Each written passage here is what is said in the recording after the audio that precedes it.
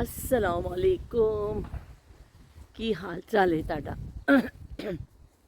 ठीक ठाक हो तुसी सारे? कैसी तबीयत है ਤੁਹਾਡੀ ਸਾਰਿਆਂ ਦੀ?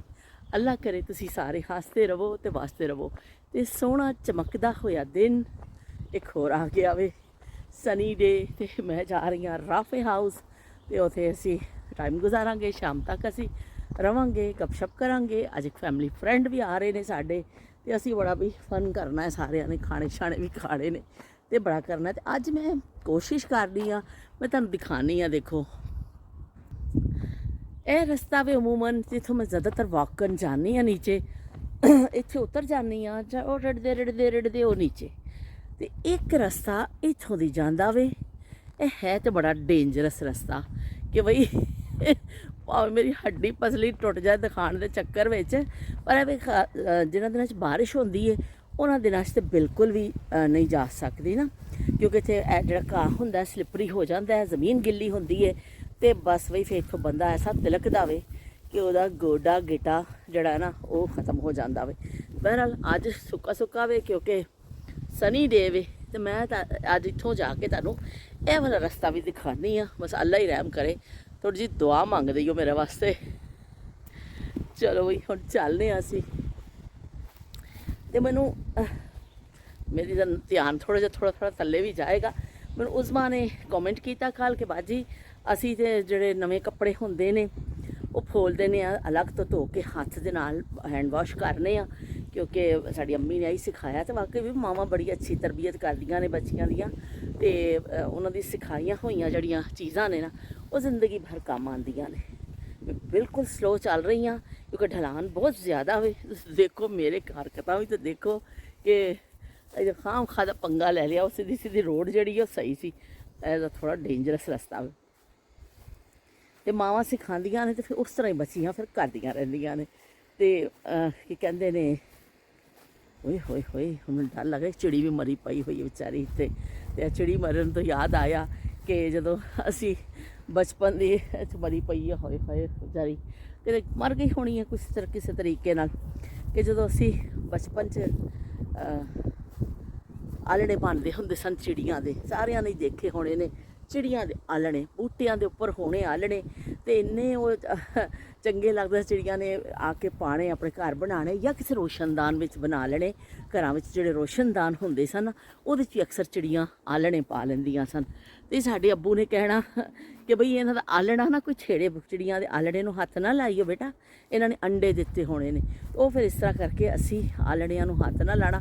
ਪਰ ਉਹ ਫਿਰ ਚਿੜੀ ਦਾ ਬੋਟ ਜਿਹੜਾ ਵੇ ਉਹ ਫਿਰ ਸਾਨੂੰ ਇੰਨਾ ਸ਼ੌਕ ਹੁੰਦਾ ਸੀ ਕਿ ਚਿੜੀ ਆਪਣੇ ਬੱਚਿਆਂ ਨੂੰ ਲਿਆ ਕੇ ਖਾਣਾ ਖਵਾਉਂਦੀ ਸੀ। ਕਦੀ ਕਦੀ ਕੋਈ ਬੋਟ ਜਿਹੜਾ ਨਾ ਥੱਲੇ ਡਿੱਗ ਪੈਂਦਾ ਹੁੰਦਾ ਸੀ। ਓਏ ਹੋਏ ਫਿਰ ਵਿਚਾਰਾ ਬੋਟ ਐਸਾ ਕਰਦਾ ਹੁੰਦਾ ਸੀ। ਫਿਰ ਉਹਨੂੰ ਬੜੀ ਉਹਨਾਂ ਕਰਕੇ ਜੇ ਰੇਂਜ ਵਿੱਚ ਜਗ੍ਹਾ ਹੁੰਦੀ ਸੀ ਨਾ ਤਾਂ ਅਸੀਂ ਚੁੱਕ ਕੇ ਉੱਥੇ ਰੱਖ ਦਿੰਦੇ ਹੁੰਦੇ ਸਾਂ ਦੁਬਾਰਾ ਕਿ ਉਹਨੂੰ। ਪਰ ਐਵੇਂ ਕਿ ਜੇ ਨਹੀਂ ਬਹੁਤ ਉਚਾਈ ਤੋਂ ਡਿੱਗਦਾ ਸੀ ਤਾਂ ਫਿਰ ਵਿਚਾਰਾ ਇਸ ਤਰ੍ਹਾਂ ਹੀ ਉਹ ਖਤਮ ਹੋ ਜਾਂਦਾ ਸੀ।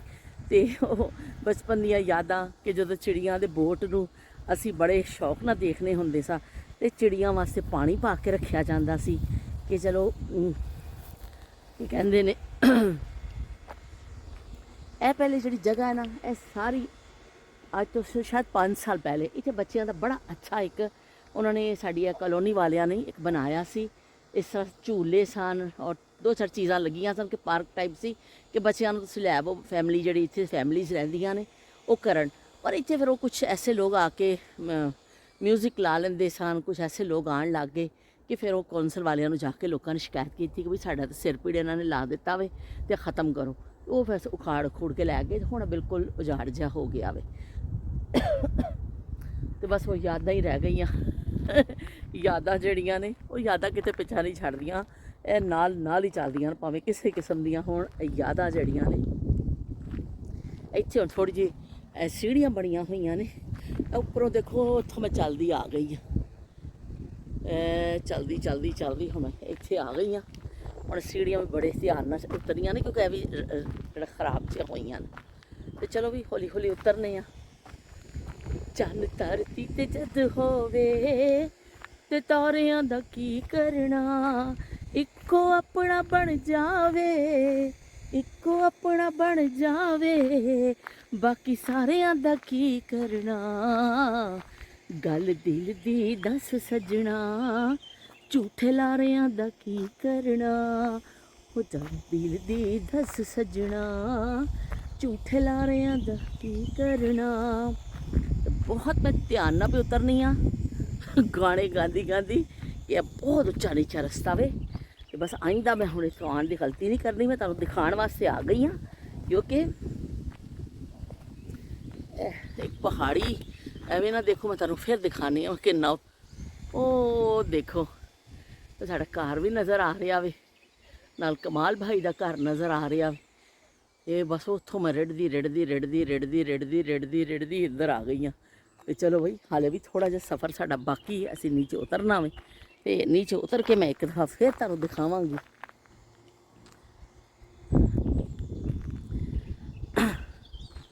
ते बचपन ऐसा हुंदा वे कि जदों चिड़ियां दे आलणियां दा ख्याल किया जाता सी, जानवरां वास्ते पानी पा के रखा जाता सी। एक बनेर दे उत्ते मिट्टी दे भांडे हुंदे सन, या किसी भी प्याली च किसी चीज़ च। बड्डे कहते सन कि भई इन्हां दा भी जानदार ने, एह् उड्डदे नहीं, इन्हां नूं प्यास लगदी है, स्पैशली गर्मियां च।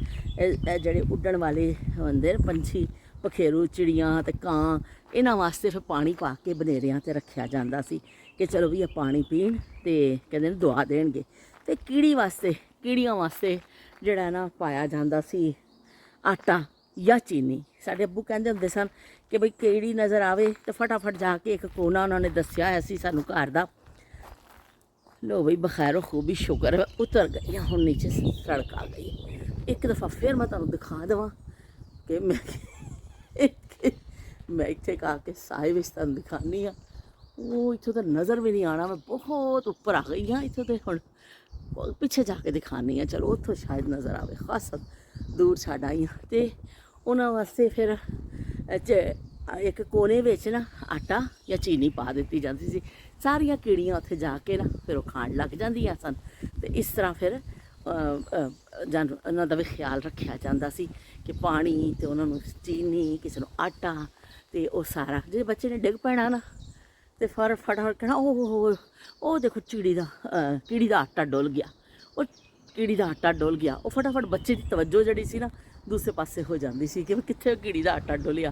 तो बस फिर उत्थे ही फिर के कहंदे ने ओहदा तवज्जो बट जाती सी।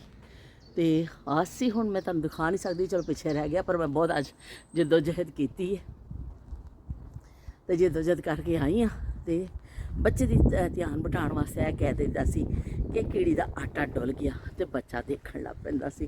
ते कित्थे गई उस ज़माने, ये दौलत भी ले लो, ये शोहरत भी ले लो। फुल दिखा देवां तुहानूं, फुल तो मेरे पसंदीदा ने, मैं जित्थे देखनी आ ना बस भी फिर मैनूं तो इस तरह लालच आ जांदा फुल्लां दा।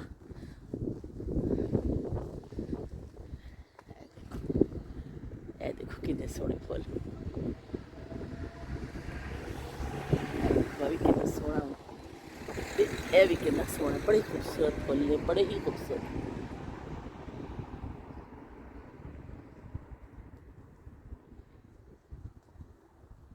चलो भी फुल भी देख ले असी, ते धुप दे भी मज़े लै ले, ते असी वॉकिंग भी कर लई। अच्छा रहा अज का दिन, हाल तक तो बड़ा चंगा वे।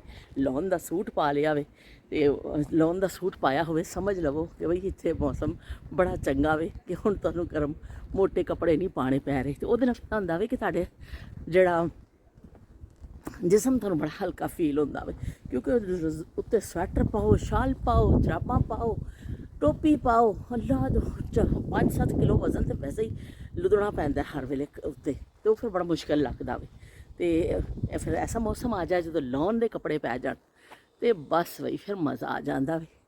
यह लॉन का सूट वो तो पाकिस्तान तो सिलाया सी, यह 5 साल पुराना नहीं है, यह तो पाकिस्तान में पाती रही हाँ। अज फिर मैं कढ़ के पाया वे। तो फिर मिलने तुहाडे नाल, नालों नाल तुहानूं शामिल रखने। मगरिब का टाइम हो गया है, मैं बाहर निकली हाँ, बस मैनूं डर भी लगता पिया कि किस वेले जड़ियां ना चमगादड़ा आ जानियां ने। तो देखो हल्के हल्के लाइटां खुल गई ने, पर चांद इन्ना खूबसूरत पिया लगता सी कि मैं रह नहीं सकी। मैं कि तुहानूं जूम करके दिखावां, चांद सामने इन्ना प्यारा पिया लगता है, पता नहीं कैमरा इनू कैच कर पाएगा कि नहीं।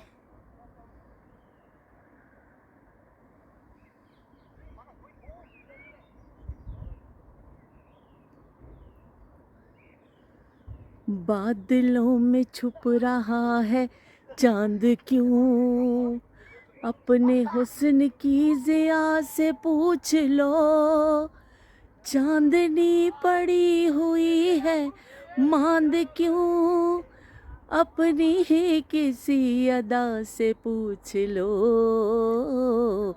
बादलों में छुप रहा है चांद क्यों। ਤੇ ਚੰਦ ਦੇਖੋ ਇੰਨਾ ਹਸੀਨ ਨਜ਼ਾਰਾ ਕਿ ਬਸ ਕਿਉਂਕਿ ਮੈਂ ਜ਼ੂਮ ਖਾਸਾ ਕੀਤਾ ਹੋਵੇ ਤੇ ਇਸ ਤੋਂ ਇੰਨਾ ਪੀਲਾ ਯੈਲੋ ਨਜ਼ਰ ਨਹੀਂ ਆ ਰਿਹਾ। ਥੋੜਾ ਜਿਹਾ ਅੱਗੇ ਜਾ ਕੇ ਤੁਹਾਨੂੰ ਦਿਖਾਣੀ ਆ। ਇਹ ਦੇਖੋ ਜੀ,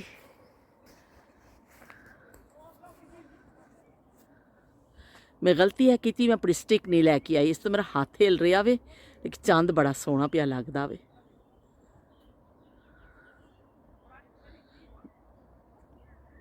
ਇੰਨਾ ਹਸੀਨ ਕਿ ਕੈਮਰੇ ਦੀ ਅੱਖ ਤੇ ਵੀ ਉਹ ਕੈਚ ਹੀ ਨਹੀਂ ਕਰ ਪਾ ਰਹੀ ਜਿਹੜਾ ਮੈਂ ਦੇਖ ਰਹੀ ਹਾਂ।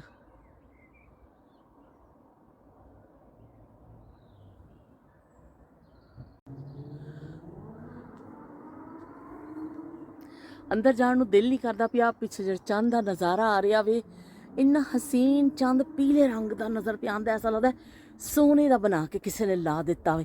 ਤੇ ਖਾਸਾ ਦੂਰ ਹੈ ਜ਼ਾਰੇ, ਮੈਂ ਜ਼ੂਮ ਵੀ ਕੀਤਾ, ਜ਼ੂਮ ਵਿੱਚ ਕਲਰ ਉਹ ਨਹੀਂ ਆ ਰਿਹਾ। ਇਸ ਤਰ੍ਹਾਂ ਮੈਂ ਪਹਿਲੇ ਸਮਝੀ ਸੂਰਜ ਹੈ, ਲੇਕਿਨ ਨਹੀਂ, ਮਗਰਿਬ ਦਾ ਟਾਈਮ ਹੋ ਗਿਆ, ਸੂਰਜ ਨਹੀਂ ਹੈ, ਚੰਦ ਹੈ। ਬੜਾ ਹੀ ਪਿਆਰਾ ਲੱਗਦਾ ਪਿਆ। ਕਾਸ਼ ਮੇਰੇ ਕੋਲ ਕੋਈ ਚੰਗਾ ਜਿਹਾ ਕੈਮਰਾ ਹੁੰਦਾ ਤਾਂ ਮੈਨੂੰ ਕੈਚ ਕਰ ਪਾਉਂਦੀ, ਪਰ ਬਈ ਹੁਣ ਚਮਗਾਦੜਾਂ ਆ ਗਈਆਂ ਨੇ ਤੇ ਹੁਣ ਮੈਂ ਅੰਦਰ ਚਲਾਂ, ਇਹ ਨਾ ਹੋਵੇ ਕੋਈ ਆ ਕੇ ਮੈਨੂੰ ਚਿੰਬੜ ਜਾਵੇ।